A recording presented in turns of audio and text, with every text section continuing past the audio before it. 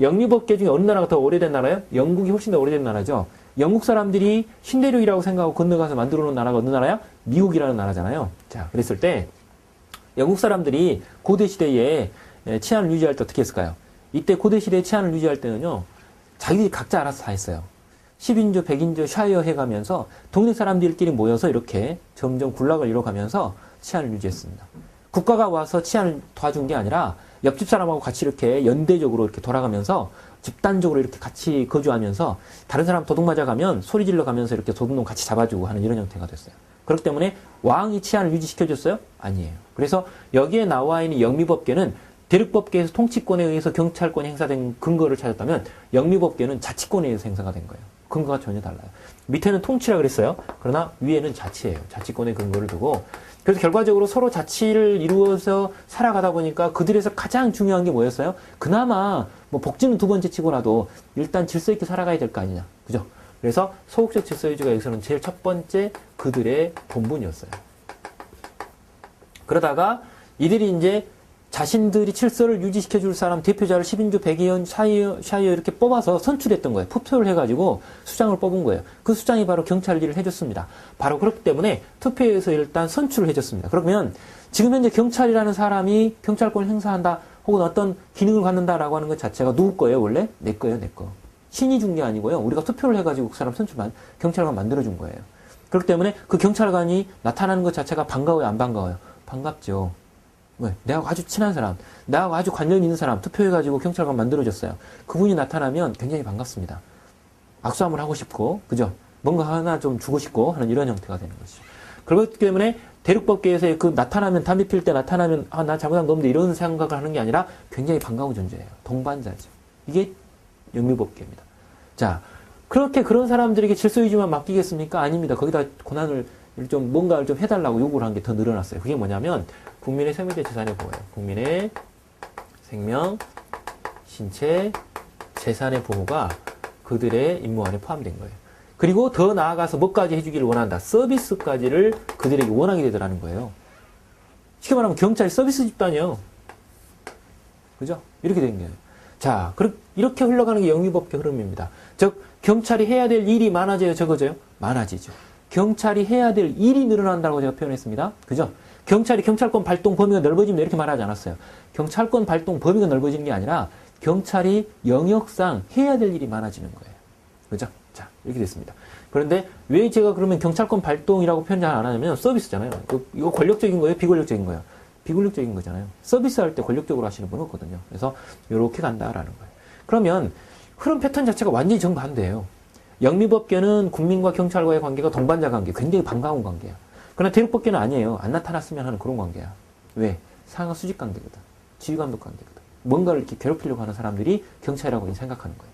그 다음, 위쪽에는 법적인 이 권력의 근거가 자치권이라고 그랬어요. 밑에는 통치권이에요. 그 다음, 위쪽에 경찰의 개념을 이렇게 늘려서 소개를 해준 사람이 바로 경찰행정학자예요. 밑에는 행정법학자예요. 이런 형태로 패턴이 좀 다르다. 그래서 자, 위쪽에는 경찰의 기능 자체가 확대되는 역사고 밑에는 경찰권 발동의 범위가 축소되는 이런 역사를 가지고 있어요. 자, 이렇게 됐는데요. 이게 지금 원래 개념이에요. 우리나라에도 이렇게 지금 돼 있어요. 그런데 이게 이제 들어온 시점에 따라 조금씩 달라져요. 우리나라는 언제 들어왔을까요? 우리나라는 이 대륙법계가 1894년 갑오경장 때 들어왔어요. 갑오경장 혹은 갑오개혁 때 들어왔거든요. 이때부터 요 이후부터는 대륙법계 영향을 받아요. 그러다가 1945년 미 군정이 들어오면서 어느 법계 영향을 받아요? 영미법계 영향을 또 받기 시작해요. 그래서 우리나라는 일명 속된 말로 짬뽕 돼 있어, 안 돼 있어? 짬뽕 돼 있다는 거야. 전통적인 거 그러면 이거예요. 전통적인 거 그러면 뭘로 대답한다? 전통적인 의미의 경찰 개념 그러면 대륙법계. 그리고 현대적 의미의 경찰 개념 그럼 뭐예요? 영미법계 이렇게 되어 있는 거예요. 지금 현재는 우리나라는 혼합형이야. 짬뽕 됐어요.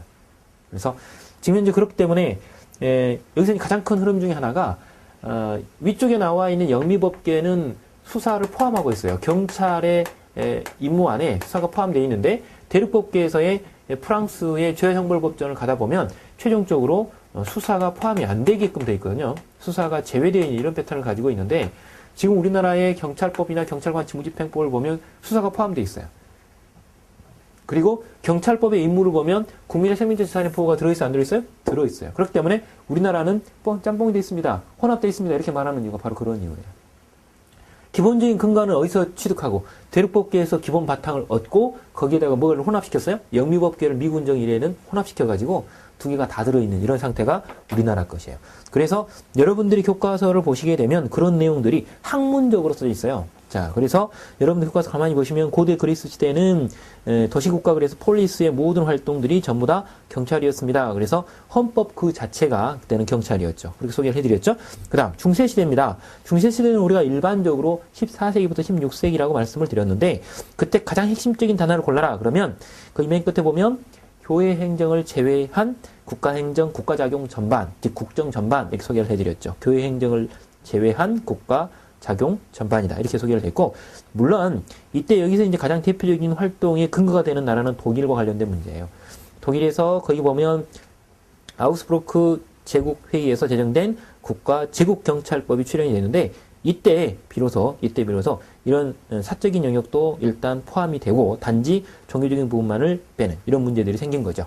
그래서 국가 작용 전반이 된 겁니다. 그 다음 문제는 여기에 나와 있는 동그라미 3번의 경찰국가 시대인데요. 어차피 경찰국가 시대에도 무엇이 존재한다? 절대군주는 아직 존재합니다만 그 사람이 행사하는 이 행정에 있어서의 행위 자체를 구분하더라는 거예요. 그래서 국가의 존립을 목적으로 하는 행정과 아니면 국가의 질서와 관련된 부분들을 양분시키는 이런 패턴으로 가게 되더라는 거예요. 그래서 군주의 모든 행위를 전부 다 경찰로 보지 않았다는 겁니다. 그래서 외교, 군사, 재정, 사법과 같은 이런 특수 분야를 제외하고 나머지 이제 영역을 국가 권력이 담당하게 되는데 그 국가 권력이 담당되는 것을 우리가 경찰이라고 불러야 되겠다라고 해서 국가 목적 실현을 위한 한목적적인 국가 활동을 이 안에 포함한다라고 보는 거예요. 그래서 여기에서 이제 우리가 통상적으로 뭐를 가리킨다? 이때 이제 내무행정이라는 것이 튀어나온 거죠.